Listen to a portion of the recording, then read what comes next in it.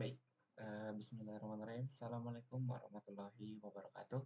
Perkenalkan, nama saya Muhammad Taurik Tirtama dengan NIM 229 2200906. Kali ini saya ingin mempresentasikan atau memaparkan tugas dari mata kuliah konsep pengenalan sains dan teknologi atau KPST. Kali ini saya akan mempresentasikan terkait portofolio pengenalan peminatan teknologi telekomunikasi.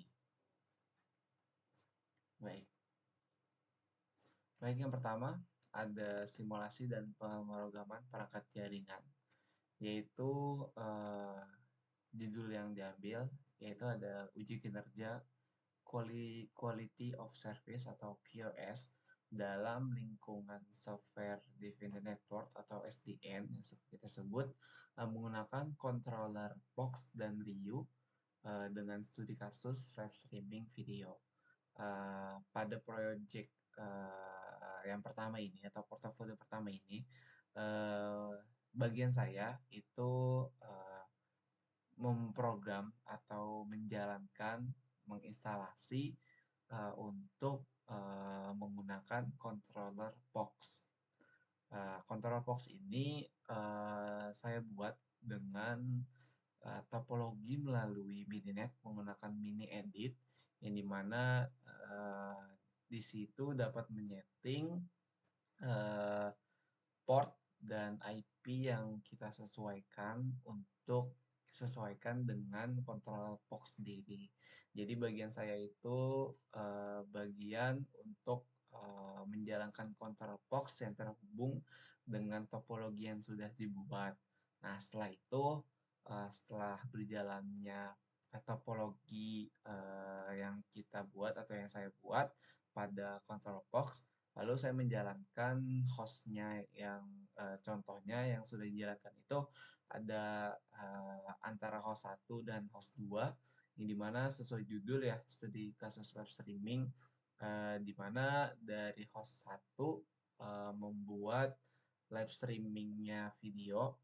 Jadi kita menggunakan saya menggunakan aplikasi VLC, yang mana VLC ini dapat menjalankan live streaming video dengan mengupload video serta mengsetting port yang ingin digunakan yang nantinya dari H2 di topologi yang dibuat di Mininet itu menerima live streamingan dari H1 dan sudah berjalan.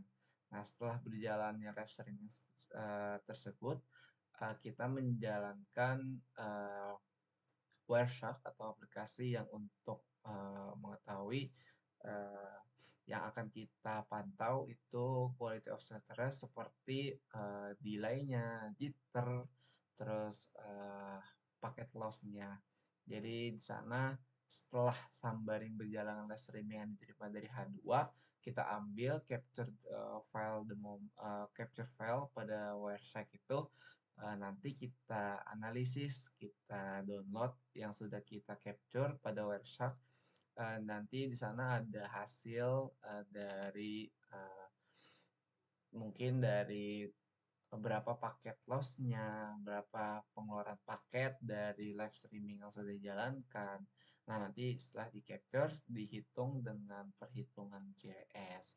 Nah, ini saya jalankan project ini bersama-sama teman-teman kelompok saya, dan saya berbagiannya di bagian kontrol box-nya. Lalu setelah terdapat nilai-nilai dari QoS dengan controller box-nya bersama rekan saya juga, kita membandingkan karena kan uji kinerja dari control box dan control RIU tersebut.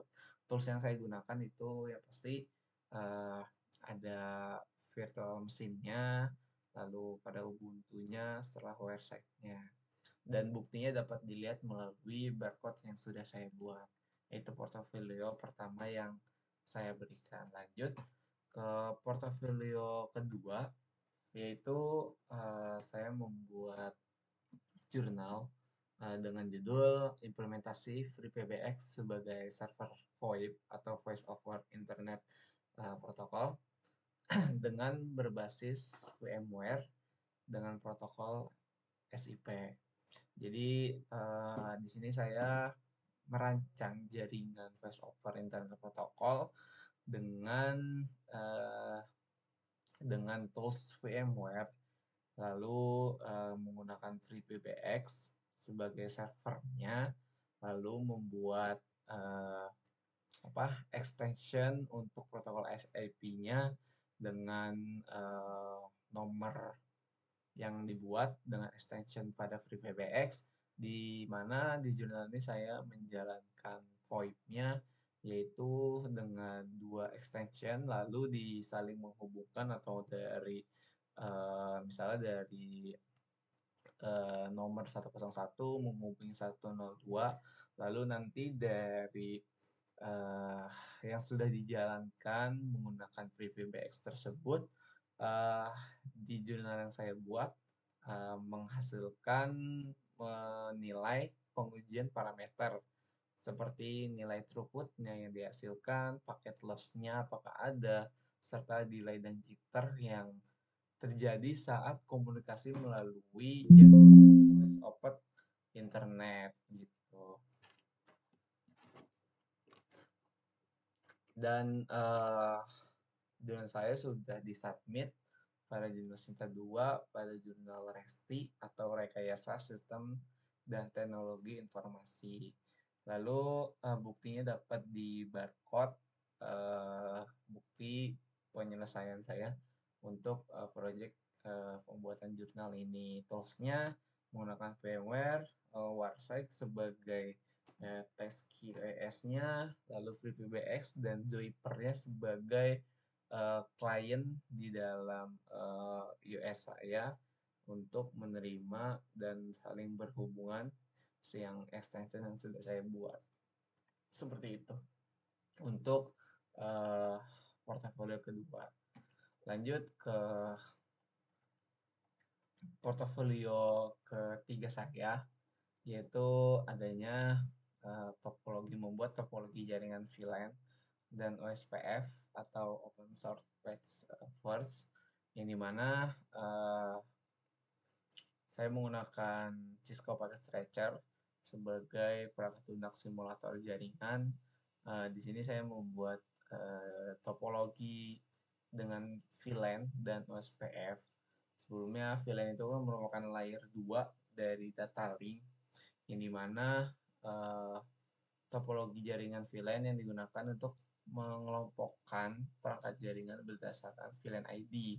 Dan case yang saya buat atau topologi yang saya buat itu saya membangun 3 VLAN yang dimana mengatur VLAN tersebut, terus mengatur port ke VLAN seperti, dan untuk topologi VLAN ini sampai mengkonfigurasi port trunk untuk menghubungkan router atau switch lain.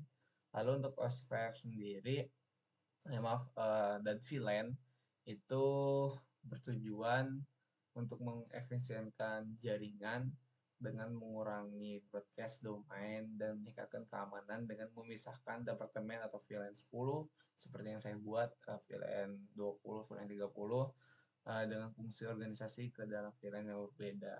Lalu topologi untuk yang OSPF sendiri, kan fitur penting itu yang sering digunakan ya, kemampuan untuk berbagi jaringan menjadi area-area yang lebih kecil. Setiap area memiliki router areanya yang bertindak sebagai penghubung antar area.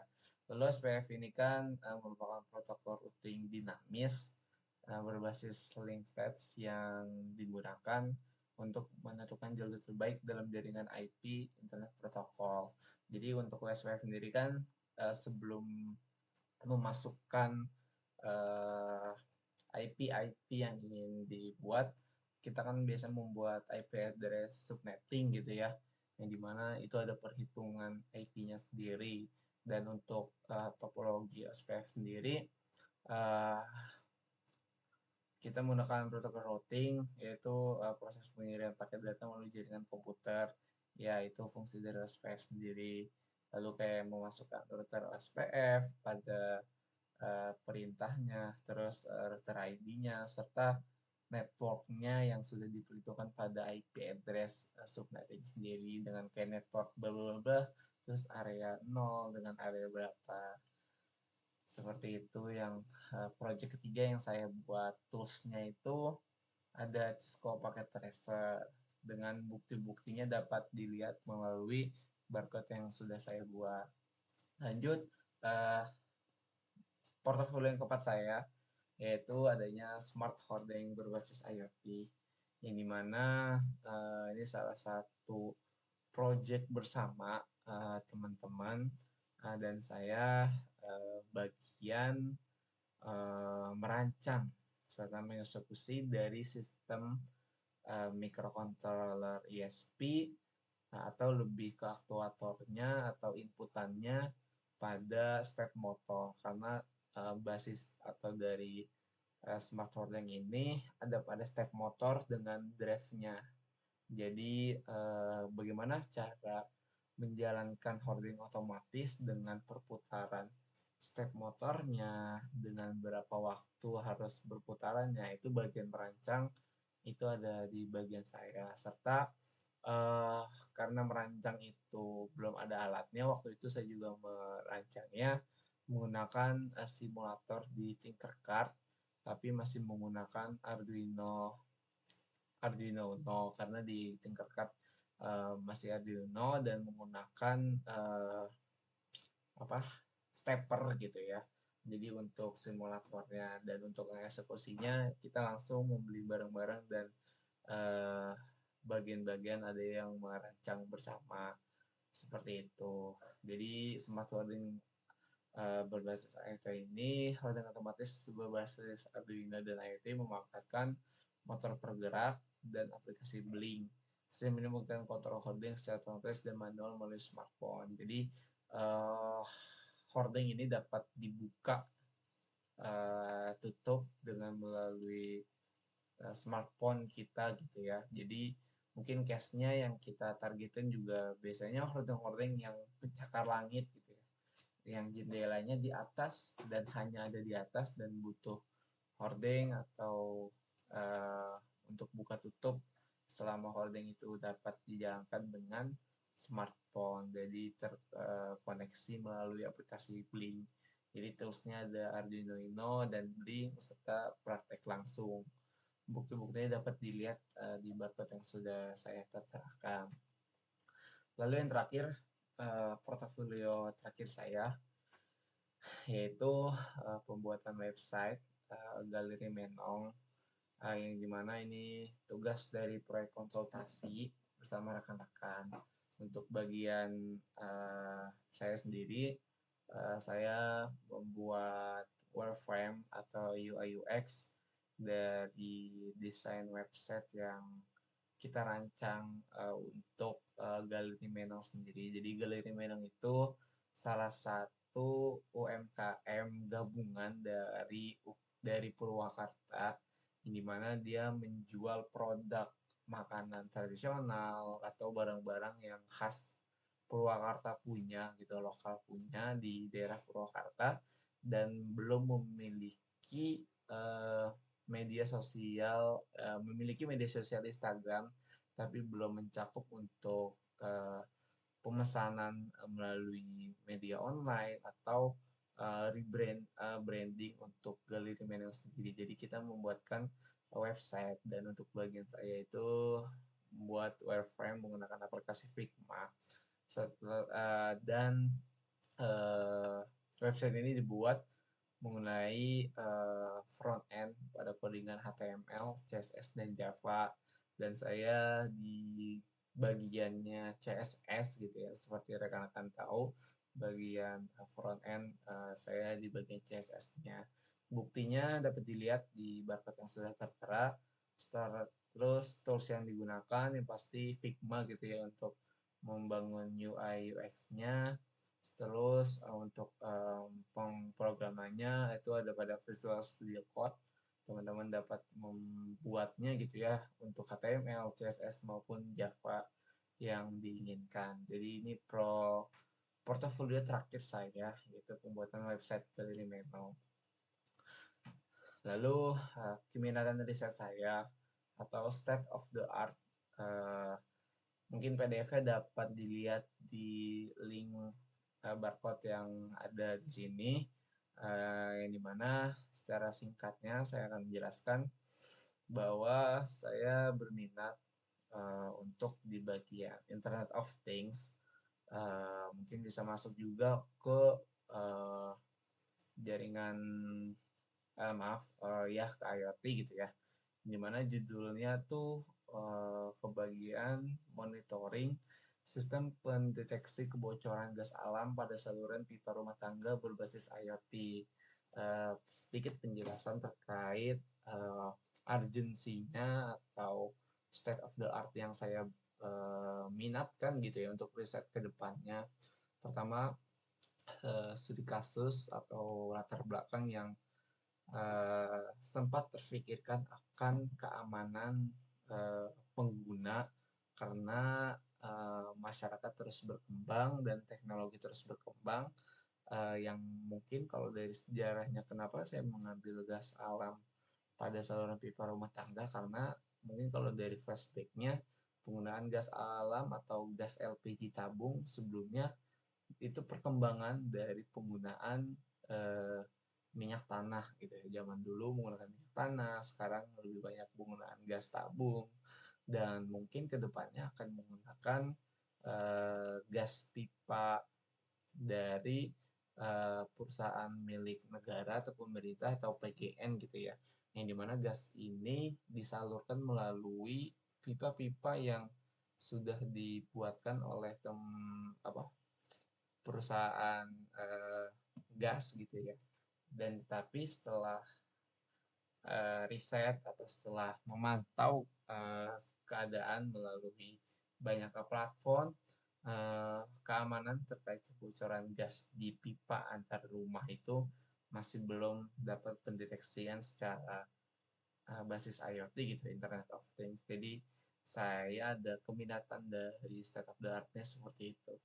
Jadi untuk yang saya rancang sendiri itu monitoring uh, melalui tekanan gas dan terintegrasi pada smartphone atau pada suatu sistem yang dapat menginformasikan secara real time atau secara terkendali, yang dimana mungkin dari pendeteksi dengan adanya gas yang terdeteksi atau dari pengeluaran gas yang tidak terduga karena yang padahal tidak digunakan. Jadi itu peminatan riset saya dan dapat dilihat melalui barcode yang sudah saya rancang. Jadi sudah segitu saja yang bisa saya sampaikan. Kurang lebihnya mohon maaf dari saya, Saleh Tritama. Terima kasih. Wassalamualaikum warahmatullahi wabarakatuh.